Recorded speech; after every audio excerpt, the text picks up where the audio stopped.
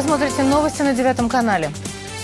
Ряд черкесских международных организаций выступил с требованием не проводить зимнюю Олимпиаду 2014 года в российском городе Сочи. Черкесы утверждают, что на территории российского Причерноморья в позапрошлом веке был совершен геноцид их народа. К призыву об отмене Олимпиады присоединились и потомки черкесов, проживающие в нашей стране. Смотрите репортаж Бориса Штерна. Деревня Кфар-Кама. Здесь все аутентично и по-черкесски. Есть даже этнографический музей.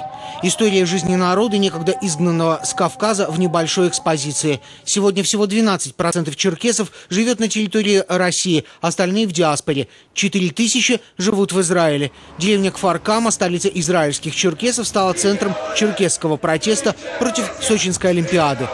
Идею претензий к России поддерживает в диаспоре большинство. Хранитель и создатель этнографического музея Зояр говорит, что такого музея нет ни в Турции, ни в Сирии, ни в Америке, где черкесов живет куда больше, чем в Израиле.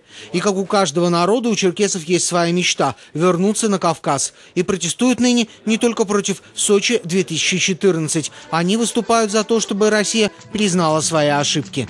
В последние годы во всем мире стали понимать, что Кавказ – это не Россия. Кавказ был независимым государством. Мы говорим о Черкесии в историческом смысле. И Россия, как страна демократическая, должна понять наши национальные чаяния.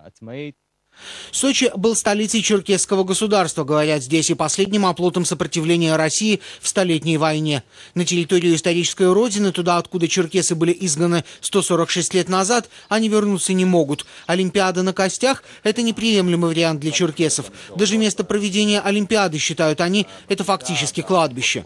Что требуем, это чтобы признать геноцид. И, конечно, против Олимпийских игр 2014 в Сочи. Потому что выбрали те места, именно там, Красные Поляны, которые говорят, оно красное называлось не потому, что там красные цветы растут.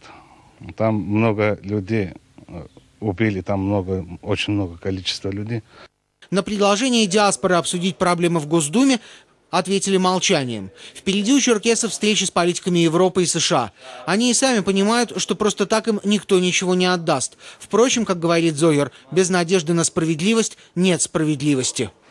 В деревне Кфар-Кама не все занимаются политикой. На самом деле это настоящий культурно-исторический центр черкесов в Израиле. Вот на этой лошади можно прокатиться по деревне и понять, как же живет этот народ в нашей стране. Лошадь идет медленно, рассмотреть можно все. Также и протест свой черкесы считают медленным, но верным. Маленькое дело дает большие результаты, говорят они.